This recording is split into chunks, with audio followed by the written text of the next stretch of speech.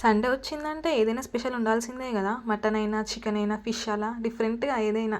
So, mutton అయితే మా పిల్లలు తినరు ఎక్కువగా.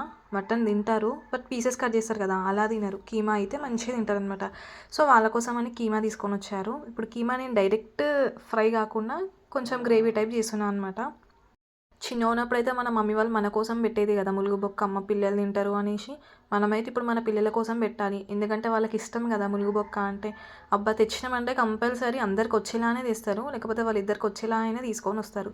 సో, అలానే నేను కీమా ప్రిపేర్ చేస్తున్నాను. చాలా టేస్టీగా ఉంటది. కుక్కర్‌లో ఇలా ప్రిపేర్ చేస్తే డైరెక్ట్‌గా కూడా చేయొచ్చు బౌల్‌లో ఏసి. బట్ కుక్కర్‌లో ఏస్తే కొంచెం ఫాస్ట్‌గా అయితది. ఎలా అయినా మటన్ కీమా అంటే చిన్న చిన్న పీసెసే కట్ చేస్తారు కాబట్టి అది ఫాస్ట్‌గానే అయిపోతది. మీరు మటన్ కీమా తెస్తే బౌల్‌లో ప్రిపేర్ చేస్తారా? లేకపోతే కుక్కర్‌లో పెట్టేసిస్తారా? కామెంట్ చేయండి. అలాగే ఇట్లా ఆనియన్ ఫ్రై అయితుంటే మనం ఇందులో ఒక 2 ఇలాచీస్ వేసామనుకోండి, కర్రీ అయితే చాలా టేస్టీగా ఉంటుంది. మీరు కూడా ఒకసారి ట్రై చేయండి ఇలా. పిల్లలకి మనం అడుగుతాం కదా! నాన్ వెజ్‌లో నీకు ఏ కర్రీ ఇష్టం అని అడిగితే వాళ్ళు ఫాస్ట్‌గా చెప్పే ఆన్సర్ ఏంటి? నాకు చికెన్ ఇష్టమని చెప్తారు. కానీ పిల్లలకి చికెన్ ఎక్కువ పెట్టొద్దు కదా! వాళ్ళకేమో అర్థం కాదు. ఏదైతే తినొద్దంటామో అదే ఎక్కువ కావాలి అని అడుగుతారు పిల్లలు. సో, వాళ్ళు అడిగిర్రు కదా అనేసి మనం కూడా ఊరికే పెట్టొద్దు కదా! అప్పుడప్పుడు చికెన్, అప్పుడప్పుడు మటన్ పెట్టాలి. పిల్లలకైతే బాయిల్డ్ ఎగ్ కంపల్సరీ పెట్టాలి. చాలా healthy boiled egg 1 glass daily morning వాళ్ళకి ఇచ్చినామంటే బోన్స్ చాలా స్ట్రాంగ్ అవుతాయి.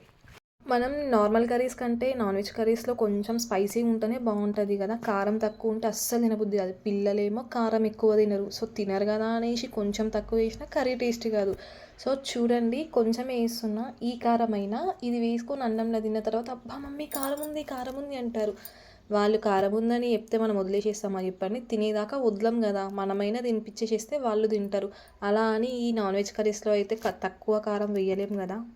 చాలా డిఫరెంట్ వేస్‌లో చేయొచ్చు మటన్ కర్రీ. బట్ నేను ఇలా చేస్తున్నాను. మీరెలా చేస్తారో కామెంట్ చేయండి. మీకు ఒకవేళ ఈ వీడియో గనుక నచ్చిందనుకోండి, ప్లీజ్ సబ్స్క్రైబ్ చేయండి. అలాగే కామెంట్ చేసుకోండి. మటన్ అంతా ఇలా ఫ్రై అయిన తర్వాత లాస్ట్‌కి కొన్ని వాటర్ వేసి మనం కుక్కర్ క్యాప్ పెట్టేసుకోవాలి. అలా ఒక్క 2 విజిల్స్ వచ్చిందనుకోండి మంచిగా కీమా ఫ్రై అయితది. ఫ్రై కాదు కర్రీ మంచిగా ఉడుకుతదనమాట.